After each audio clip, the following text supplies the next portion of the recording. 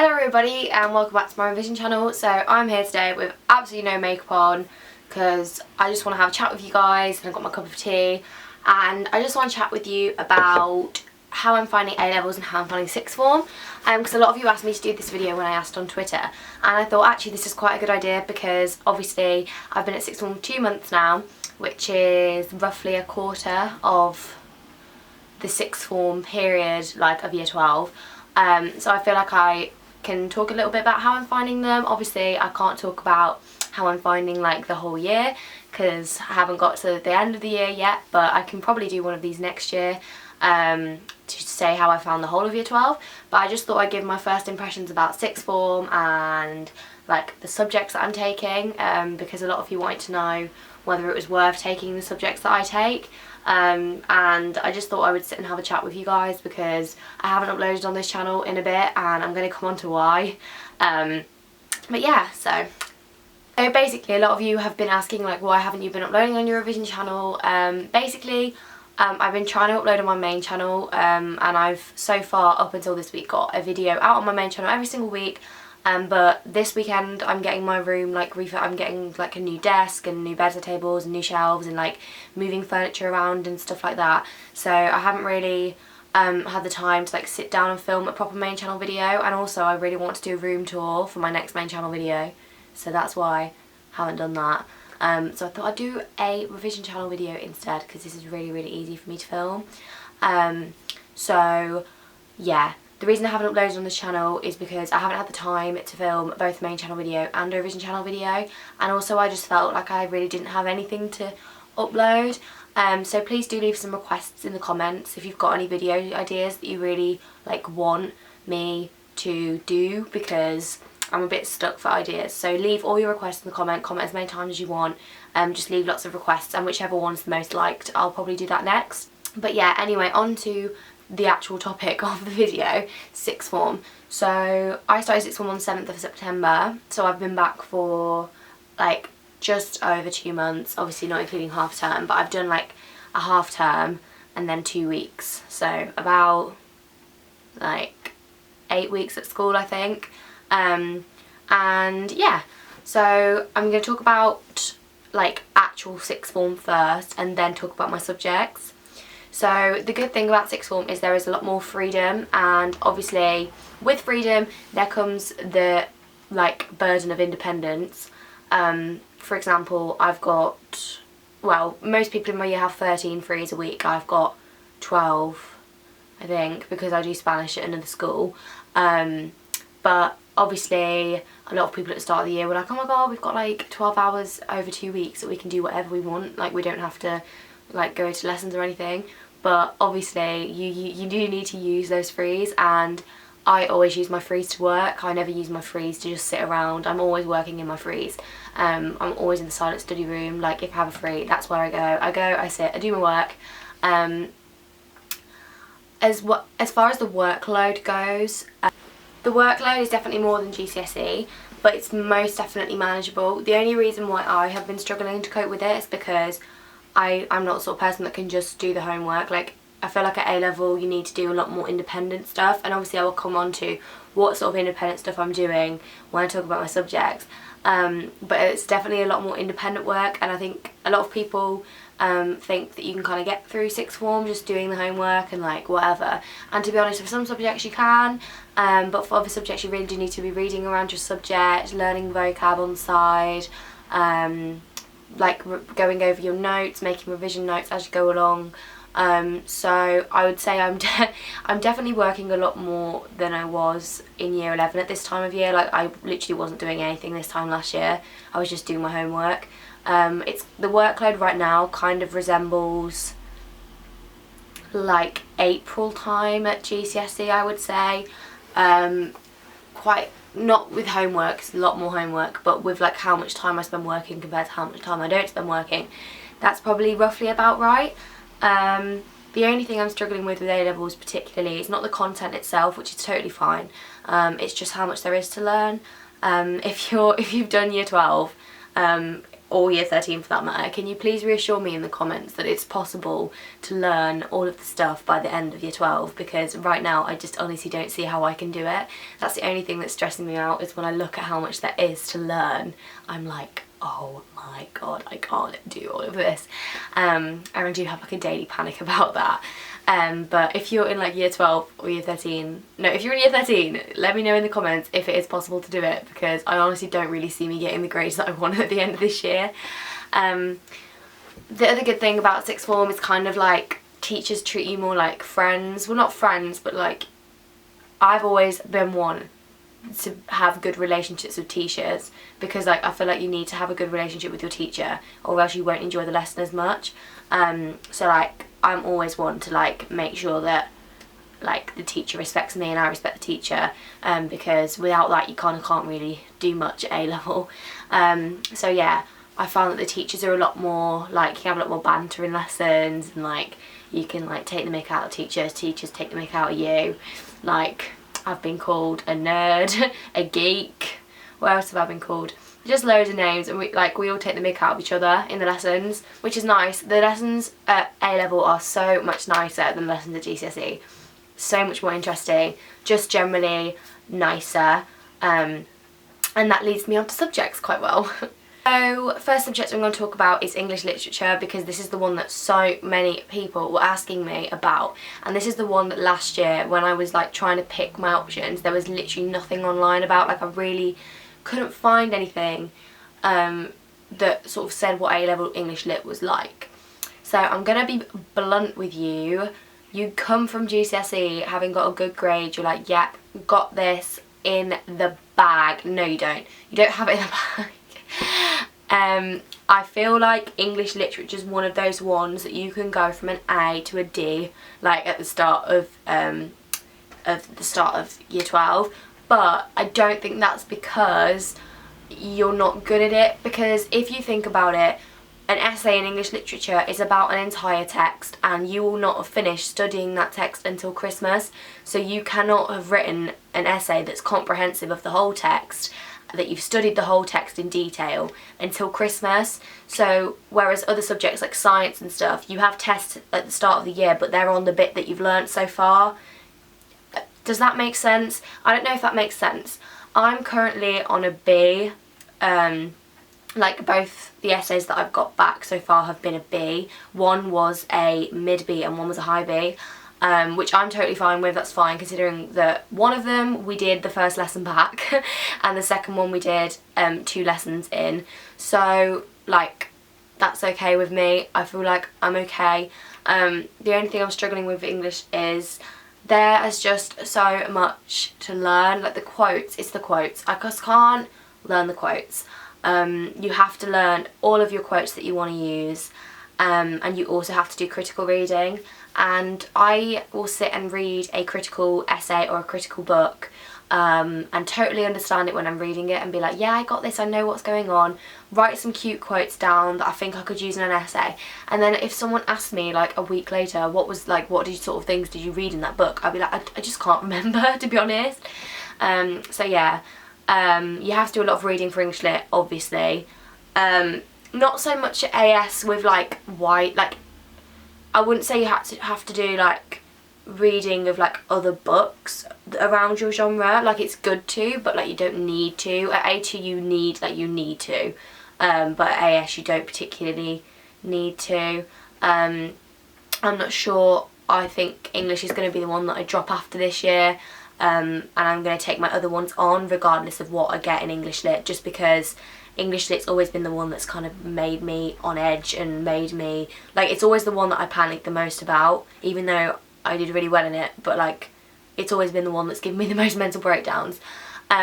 Lessons wise, much more enjoyable than GCSE, and I feel like there is just so much scope for having differing opinions at A level. Like at GCSE there was a set answer pretty much, like that, like the character was this, this and this, whereas at A level you can, as long as you have an opinion that's backed up by like quotes and analysis, you can say what you want. Like literally there is so much more scope for discussion at A level, which I do like, because I feel like I'm not constrained and I feel like I can say what I want and not what I think the examiner wants me to say.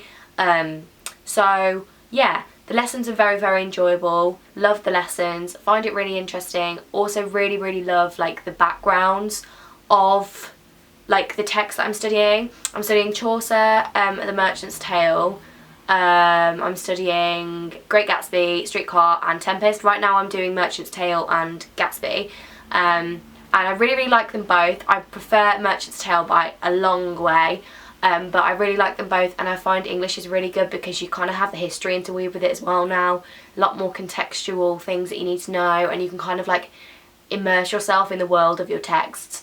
And medieval history is so interesting, like the feudal system and everything, and it ties in so well with the text. Like you can see how the influences across, like how everything's influenced by each other. So yeah, I would say English Lit is definitely the one that I'm finding the hardest, and definitely the one that I'm most worried about at the end of this year. Like I'm really, really worried about it. But I feel like it's very, very enjoyable. So if you like English Lit at GCSE, and like you're interested in English literature, definitely take it. Second subject, politics, my favourite ever. Oh my goodness, I love politics so much. No, it's just my absolute favourite A-level. Yes, okay, I'm just gonna like try and talk about it objectively, but like I love it. So I honestly might take it for degree now instead of taking but 2 languages. I might take politics, German and Spanish in like a liberal arts sort of degree, because I just love it so much. I loved it way more than I thought I would. So I do AQA, and obviously there's a new spec next year for politics. I'm the last, this is the only A-level that I have that's on the old spec, so it's 50-50. So this year I do British politics, next year I do American politics. I love American politics, if you didn't know. Yeah, after this whole like Trump election thing, like I'm just fully ready to study at A2. And we're not going to talk about Trump on this video because I will start crying, and I just don't want to start crying right now. So if you want my opinion on Trump, then just go on my Twitter, because I have expressed my opinion sufficiently on there. But anyway, oh, you may be thinking, oh my gosh, the quality's gone really, really bad and the angle's changed. Well, basically, film the rest of this video, which may I say was like another 15 minutes of my life, and well, the clip's just not on my camera. Like, it's not on my SD card, like I don't know where it is. it's just disappeared, which is really irritating because my camera battery's just died and I need to film this now. So that is why we are on iPhone. Not because I am too lazy to charge my battery, but because I need to film this now, because all of this is going, all of that bookshelf area is going soon. So I was like, see, I've got like no cushion covers on my pillows or anything. So thought I would film this now while I have the chance. So as I was saying, politics, you do 2 sides of it. There's government side and the politics side. I much prefer the government side, but that's just me personally. You do about how basically how British democracy works, all of the inner workings of democracy, and whether or not we should change it or whether or not you think it's right. You do about the House of Lords, House of Commons, all about that, like in like loads of detail. You do about how well Parliament represents society and whether you think it should be more representative or whether you don't. You do about the Constitution, you do about the EU, you do about, well, obviously we're not going to do about the EU because it'd be a bit awkward. Local government, you do about the Parliament, Prime Minister and all of that stuff. And then for politics, you do why people vote the way they do, which is really important. Why people don't turn out to vote or why people do turn out to vote, whether those 2 factors are influenced by age, gender, or whether it's more like media and class and stuff like that. You do about pressure groups, you do about like political parties, political ideas, like what Labour stands for, what Conservatives stand for. You do about different types of voting systems. There's so much you do in politics, and for me, I would say politics is the least work. Not in the amount of time that I spend doing it, because I spend a lot of time doing politics, but it's the most interesting and the one that I'm literally have no problem sitting and doing for hours. I've been doing my mind maps and my notes as I go along, because for history, that was the GCSE I did the best in, and I did the best because I did mind maps.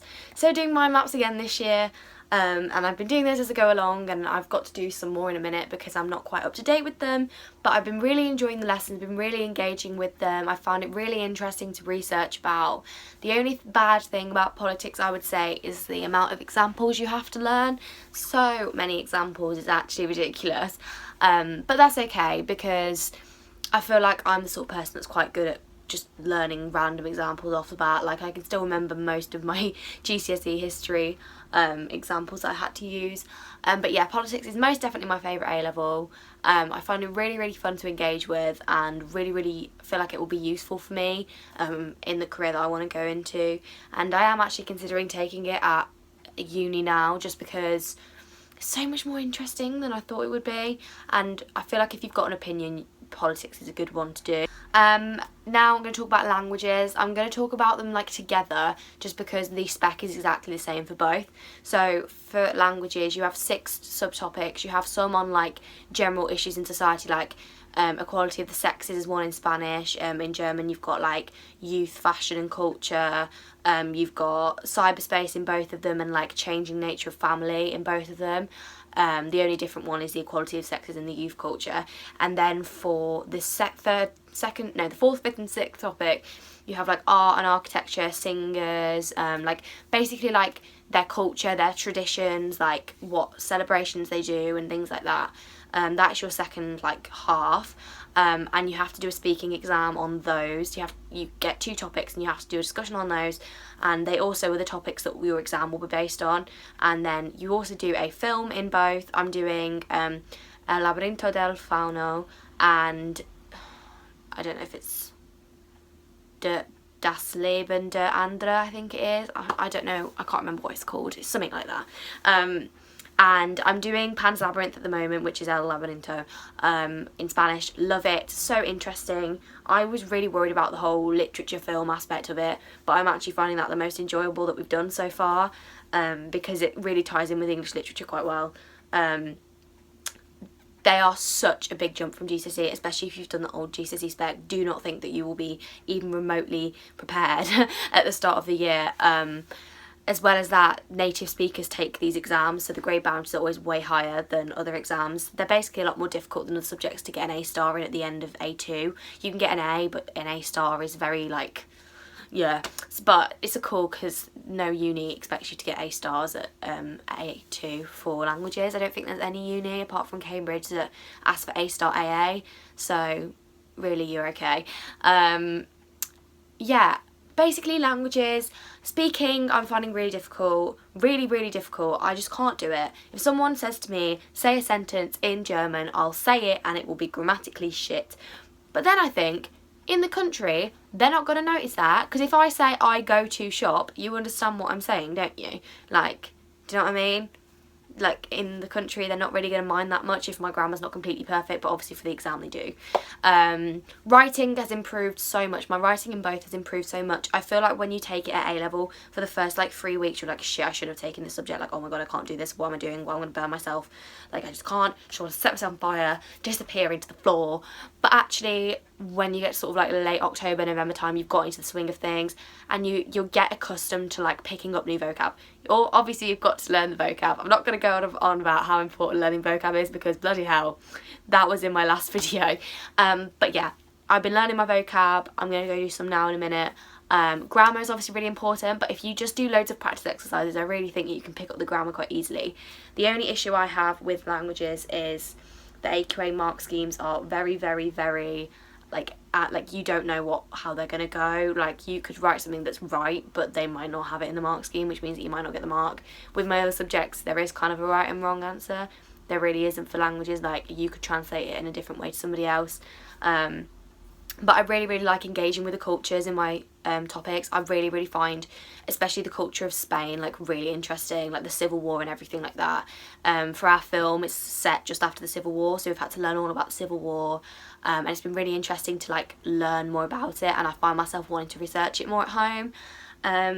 So those are all of my subjects. I would say I'm going to do like a quick like rating. So the most time consuming subject, I would say, is probably English literature. My most enjoyable subject, I would say, is probably politics. My most rewarding subject, I would say, are probably languages.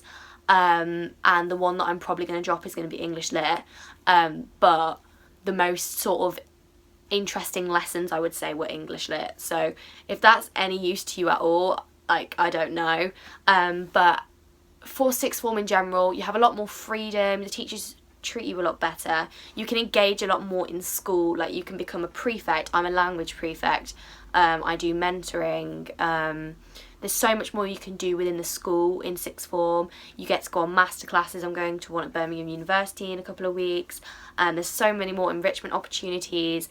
And I don't know, I feel like now you're doing 4 subjects or 3 subjects, you're a lot more focused on those subjects, and I feel like I can engage a lot more with my subjects now and learn more about them than I could at GCSE, because at GCSE I was kind of just doing it for the exam, whereas now I'm doing it because I genuinely am interested in the subjects I'm taking. I hope this video was of some use. If you have any questions about sixth form, leave them down below, but mainly please leave some requests down in the comments, because I have no clue what to film. And yeah, I will see you next week on my main channel with a room tour, hopefully. Okay, bye. Mwah.